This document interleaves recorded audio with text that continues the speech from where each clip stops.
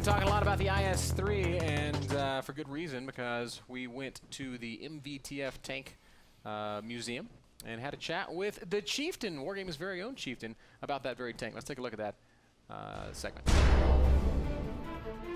Hi, I'm Clutch, and welcome to the garage. Today in the garage, we're going to take a look at the Josef Stalin III. IS-3 is one of those tanks that I think is a little bit overrated. Its greatest accomplishment was scaring the living bejesus out of the Western powers. So much that they actually created the Conqueror and M103 tanks specifically to destroy this. On the plus side though, this is a scary vehicle. Let's go ahead and check out the tracks. Look how wide the tracks are. And this is to allow the heavier weight of the tank to be spread out over a greater surface area. Reduces ground pressure, means it's less likely to sink in mud or soft ground. Better traction. Correct, better flotation more specifically. Okay. It's powered by 520 horsepower diesel, 12-cylinder. What people don't realize is that as they look at IS-3, they see a sloped outer armor. This is just thin sheet metal. The actual armor itself is in here and is much more steeply sloped. So when an incoming round comes in, firstly, it hits this, which then hits the main armor plate.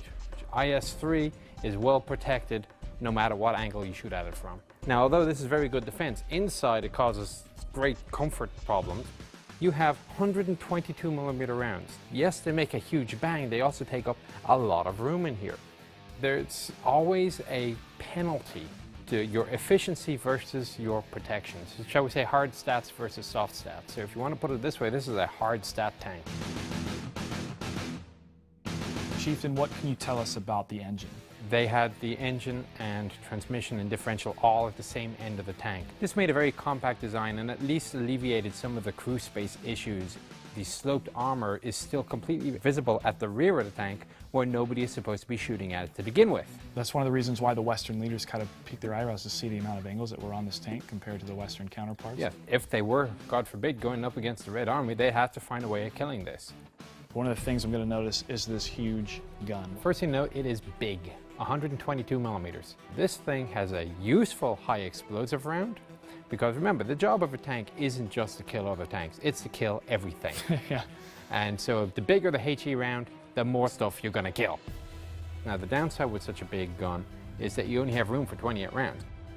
We see a lot of professional esports teams choose the IS-3 in a number of different battles. How does the IS-3 work in the game?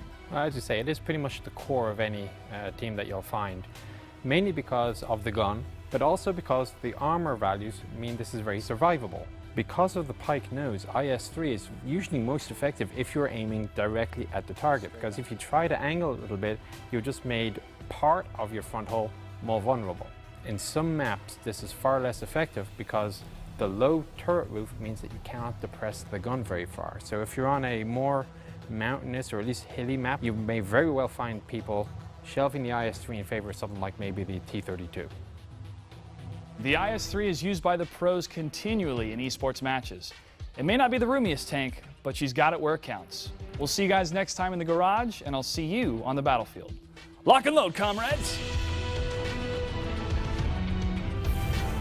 Thanks a lot, Clutch, and thank you to the Chieftan for showing us around the IS-3. Awesome tank. I know Andre was real happy to see that piece. I was. It was really cool, but I highly doubt that Clutch can actually fit into that because he is a very big, handsome, and brawny man. Yeah, it actually really blew me away when I saw Clutch and the Chieftan standing next to that. That tank's big.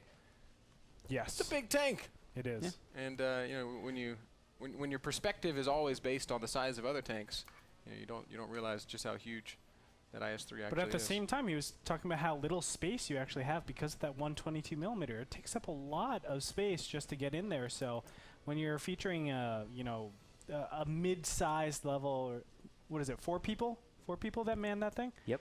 4 people. It can get cozy, guys. It can get very cozy. And very hot in a tank. You are in a hot metal box with a big old engine, and you're in a Russian tank, and they don't care all that much about comfort. There's no teapot there like British tanks, and the gold consumable is only extra rations. They don't get tea and pudding. They get coffee. No coffee. Those are the French get coffee. When you're Russian, you get more food, more bread, more vodka. Fair enough.